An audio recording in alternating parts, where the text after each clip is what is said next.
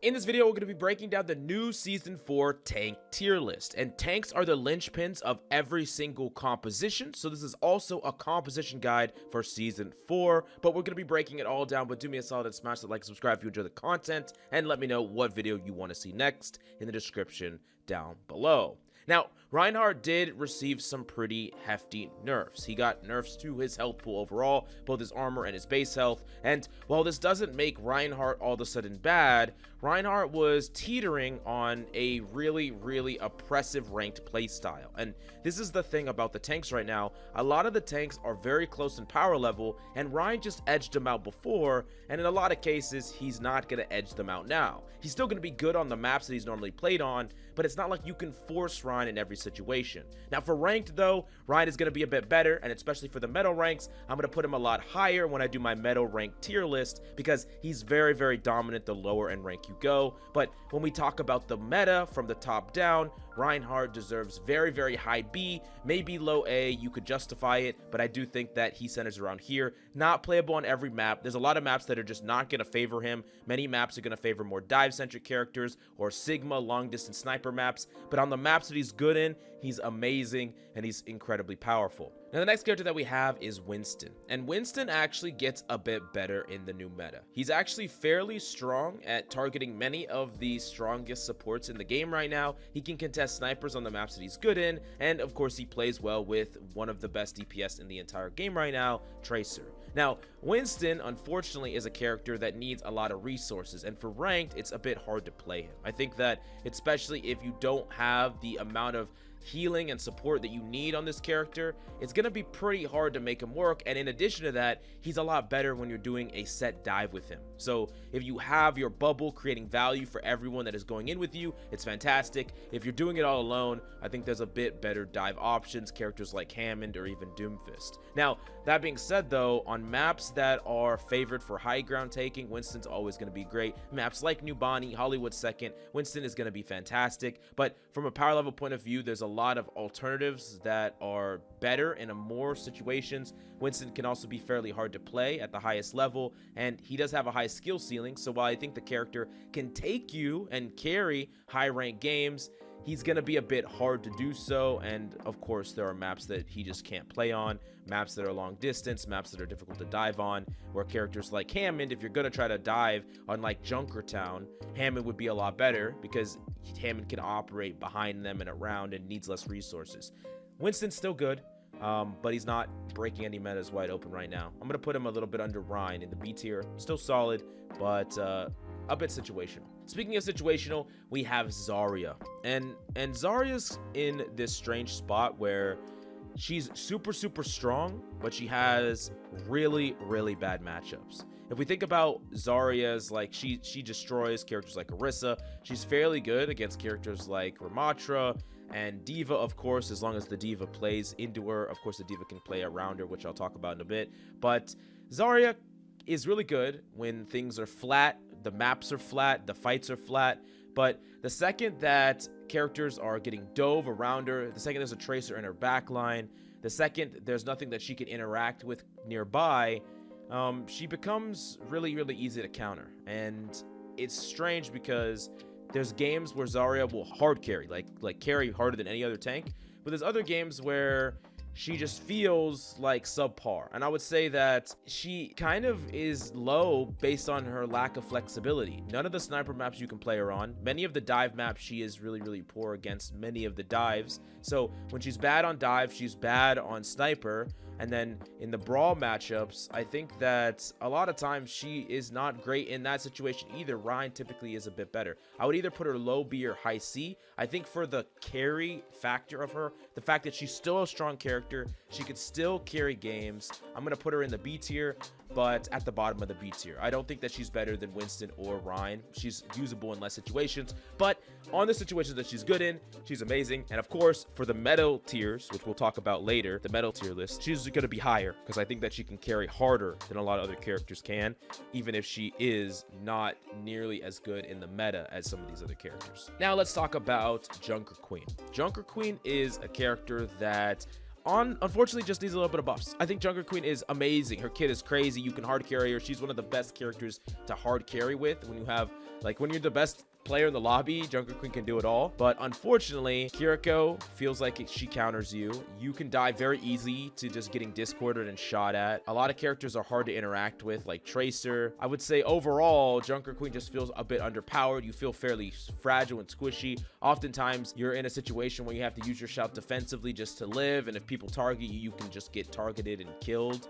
I think that if we had some sizable buffs to her, she could become very, very powerful. But right now, she's like the worst of the brawl options, unless you're legitimately better than everyone in the lobby. I'm going to put her in the C tier. So yeah, this is one of my favorite characters. I think that the best time to whip her out, though, is if you're up against a ball composition. She's very good against ball. She's very good at throwing a knife onto ball, hitting him. She's really, really good at that. But outside of that situation, she feels pretty mid, or a little bit worse than that.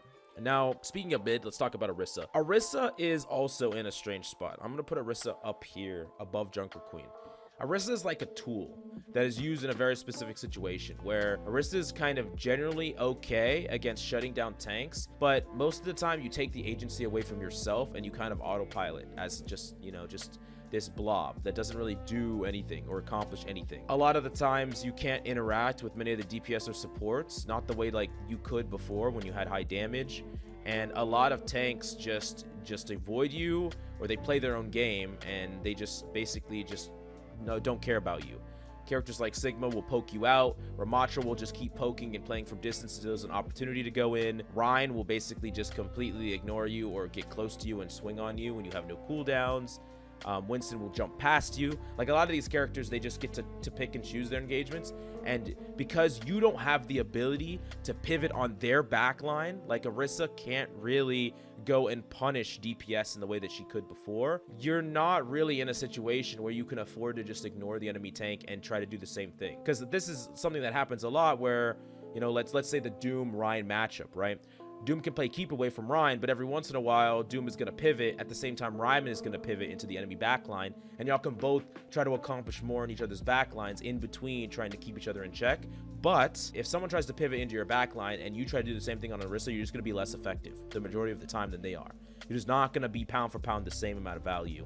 I think that she can be good if you're getting kind of diffed by a character that you don't really know how to stop, or there's like a really strong tank that you just don't know how to stop. So like a crazy Doom you're up against, or let's say an unstoppable Hog for whatever reason, you could swap. But for the most part, this character is a character that is a bit underpowered right now, isn't capable of mirroring in the same way that some of these other characters are. Now, moving on, let's talk about Doomfist. And Doomfist is another character that a lot of people, I think, underrate. I think Doomfist is very powerful in this meta, especially for ranked. Perhaps for pro play, he's not really seeing any pro play, but for ranked in particular, Doomfist doesn't really have that many bad tank matchups. I think his worst tank matchup is probably Zarya. Maybe you could justify Arisa, even though most of the time you just don't even really care about Arisa's either. Because Doomfist gets to pick and choose his battles, getting a power punch, either playing very reactively and stopping a dive, you know, just being disruptive, not centered around power punch, around balls and tracers and things like that, or being aggressive in high damage compositions with Zens and Annas and Cassidys. He gets power punch, he goes in, he gets a kill in the mid fight, and he can carry that way with chain punch. He's also a character that has a lot of skill expression. I think that for the most part, he has really good matchups against characters like Ryan, Winston, Junker Queen, Ramatra, Diva. Ball is like a 50-50. Probably Doomfist is slightly favored if you play at Peel style against Ball, because you can cancel his slam. He has a lot of great matchups in ranked. I think the hardest thing about Doom is really not even the tank matchups. It's the DPS and support matchups. Characters like Zen can make your life hard. Kiriko can Suzu your punches. Sombras can make you like very ineffective, and you can't do anything to fly characters really unless you're Zebra. So those are the problems for this character, not the tank matchups. But a lot of these games come down to the tank matchups, and Doom just demolishes most of them. So I'm putting him in the A tier. He'll probably be low A, but I think he deserves A. Now let's talk about Sigma. Sigma's amazing. Sigma is kind of just him. I mean, he's really, really strong. On the maps that he's good in, any sniper map at all, any poke map at all, Junkertown, Havana, Circuit Royale, even like Hollywood 2nd, Sigma's amazing. Sigma is just really, really good. Now, especially with the rock change actually somewhat feels like a buff, especially in a lot of matchups. You know, as someone who plays like tanks a lot, I'm a tank main probably, the rock change has felt really brutal, because being stunned for longer matters more than being able to one-shot combo a tank, because you're not going to one-shot combo a tank. Now for squishies, characters that have movement abilities, it's worse. You know, trying to hit someone, they can maybe get out of it, and if there's no focus fire, it can be a little bit annoying that you can't combo them. But for tanks in particular, you can kind of shut them down even better than you did before. Characters like being able to stun a Hammond for longer, a Doom for longer, a Winston for longer, that's real value, and that actually matters. The only downside to Sigma is that you can't play him on every map. He has very specific maps that he's good in, and then there's other maps that you just have to play another tank, or else you're going to get flanked around. He wants a very linear path, a long distance poke path, or a linear path where all the enemies are in front of him and there's no one behind him. He's not good on maps that he has to occupy a center space. A lot of the Koth maps, he has to occupy a center space where he has to deal with people behind him and in front of him. Remember, his kinetic grasp and his shield, it's very like one-sided, so it can be very difficult to deal with enemies that are coming from all sides of him, and his weakness is typically getting swarmed and overwhelmed in that way, and he doesn't peel very well. So he's better when he can contain where the enemies are, contain the area that they are in front of him, and poke them out on his terms. So because of that, I'm not putting him in the S tier, but I am putting him in very high A, because he's S on the maps that he's good in, and then he's just not played on the maps that he's not. Now, this moves us to Ramatra. And for a lot of the reasons that I gave Sojourn S tier, which Sojourn is a very strong character that is good on every single map and every composition, Ramatra is very similar for ranked play. Ramatra doesn't really have any bad tank matchups, any true bad tank matchups. Some of them can be a bit hard, but you can overcome that with skill. It's not like you are forced into one play style and you're shut down, because you can play poke until you want to brawl, and you can force a brawl when you want to force a brawl. Ramatra has that flexibility. Not to mention your ultimate is one of the most powerful ultimates in the game right now, and you combine those together, Ramatra has a lot of carry potential. Ramatra slots into a lot of DPS combos and support combos, and as long as you learn to adapt your play and make sure that you're getting value no matter what tank matchup you're up against, Ramatra is amazing, and Ramatra is looking better and better. Ramatra is an S tier character right now, and one of the big things that kind of pushed Ramatra over the edge is, while Rein was really like far and away like one of the most powerful things to do in ranked, just small changes to Rein and small changes to Cass, two characters that enabled a brawl, those characters getting slightly weaker, Ramatra shot up only because Ramatra wasn't that far away. It was kind of like if Rein was here and Ramatra was just right under the surface.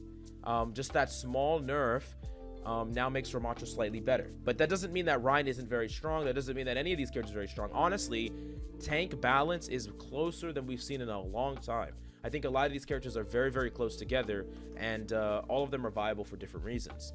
Now, let's talk about Diva, because this is another character that, similar to Ramatra, doesn't really have that much true bad tank matchups. I mean, she's not good at interacting directly with Doom or Zarya or some of these characters, but that's the thing about Diva. You don't have to interact directly. A lot of the time, you can pick and choose your battles. You can go to the high ground, you can run away, you can find isolated instances, peel appropriately, and look for an opportunity to go and pivot with your team, or go kill an isolated target, or contest an ult, or contest a high ground. Diva is phenomenal, and she's also one of the only tanks that can do anything about a flyer, which is very frustrating from a tank's point of view. A lot of these tanks can't do anything, so you just gonna sit there and you just like hope your team, you create space for your team and you hope that they deal with the flyers. A lot of times that's not enough, and Diva for ranked in particular is one of the characters that you could deny their damage. If they're out of position, you could focus them. It's really good. Now, Diva is also just a character that is hard to play. I think that the higher in rank you go, the better and better Diva gets. The lower in rank you go, the worse and worse she gets relative to other characters, and you can get easier value on other characters. Still, from just a top-down point of view, Diva deserves S tier. That's just how strong she is. That's just how flexible she is. Realize that you need to be able to pivot at all times, be able to pivot between a Peel, which is a defensive style focusing on denial of enemy aggression and saving your teammates, to an aggressive dive or a contestation where you're just trying to deny space from an enemy high ground. Let's say a Hansel keeps jumping on the high ground and you just force him down. You just don't give him that line of sight. This is what Diva is. She's the bodyguard, she's the protector, she's the denier. She keeps people in check and she punishes mistakes, and that's really what she is for. But yeah, Diva is definitely a weaker character the lower in rank you go, but I think that she's a character worthwhile to learn. And while no matchup is free for her, I think that she can play against everything if you play well and you have the capacity to skill diff any matchup. Now let's talk about Hog. Hog is the only tank on this list that I'll put in D tier. Hog is weak, is very, very weak. I think specifically on maps like you could get away with playing Hog, but players, if they're not making dumb mistakes into you, you're not going to get any value. Like, you really have to go aggressively take control of center and hope that they make a mistake into you, but you could still get destroyed by nades and sleeps. Now, luckily for you, sleeps don't sleep you as long anymore, which is kind of a buff. But regardless, Hog just feels a bit underpowered when there's so many things that can save your team. There's so many, or their team, there's so many things that can deny you. You just really are leaving a lot of value on the table when you're picking this character. This is kind of the worst tank in the game by far. And I think that while, yes, you could definitely hard carry a game if you're the far and away best player in the lobby, it only takes one good support, one good Ana, one good Zen, one good player on the enemy team to completely shut down your value. And that's frustrating, but it's true. Roadhog is D tier. Now, last but certainly not least, we have Hammond. Hammond is going to be right here. So Hammond is a strange one because I think that you could probably justify Hammond actually being above Sigma because he is a bit more flexible. You could really play a Hammond on the majority of maps, but on the maps that Sigma's good in, he's kind of dominant. He's just kind of the best thing to do. So it's really a question of flexibility versus power. I think Sigma wins on the power front on those maps.